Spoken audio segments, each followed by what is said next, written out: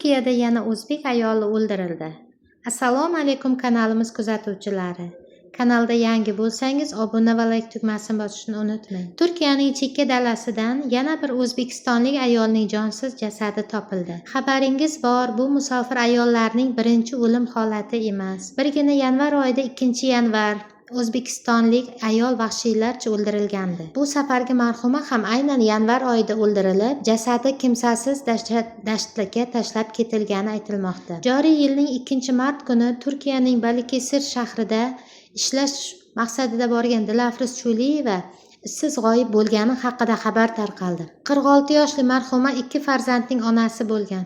U ishlash maqsadida Turkiyaga borib, Balıkesir shahrining Burxoniya tumanida keksa va bemor kishini parvarish qilgan.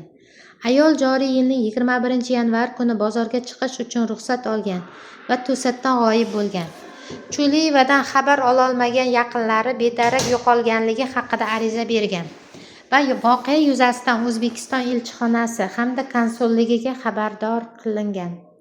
23-yanvar kuni turkiyalik ish beruvchilar ham Dilafruz Cho'liyevani qidirib politsiyaga xabar bergan. Politsiya guruhlarining tekshiruvlari natijasida 21-yanvar kuni ko'chaga chiqqan ayolning telefoni o'chgani, oxirgi marta yana bir O'zbekiston fuqarosi Ilyos ismli shaxsning yoniga borgani va shundan so'ng undan boshqa xabar olinmagani aniqlangan. Ayolning o'g'li onasi qo'ng'iroqlariga javob bermaganidan xavotirlanib, tegishli idoralarga murojaat qilgan. Onam 8 oy oldin ishlash uchun Turkiyaga kelgan edi. Hozir u bilan bog'lana olmayapman. 21-yanvar kuni soat 20:00 atrofida Idremitdan Burxoniyaga qaytgan. Telefoni o'chiq, hech qanday iz yo'q.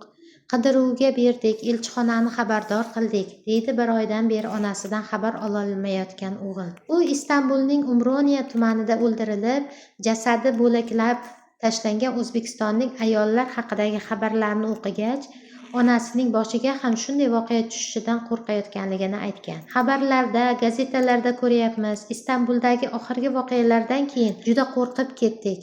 Onam qandli diabet bilan og'riydi. Dorilarni vaqtida ichmasa, sog'ligi yomonlashadi.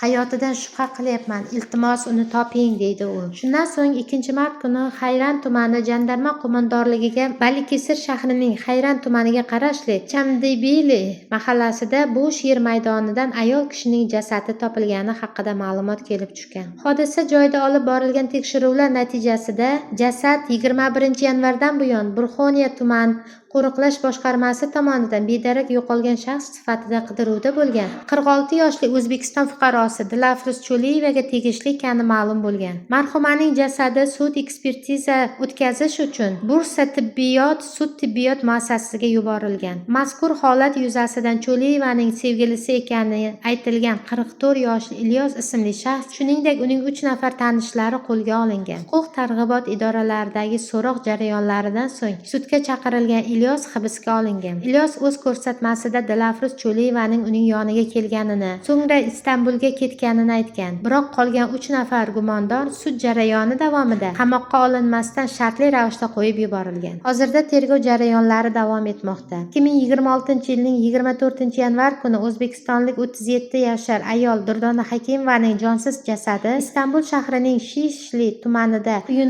Uyulubog' ko'chasida chiqindi idishidan topilgan edi. Ushbu voqea juda katta shov-shuvlarga sabab bo'ldi. Uning qotili o'zbekistonliklar bo'lib chiqdi.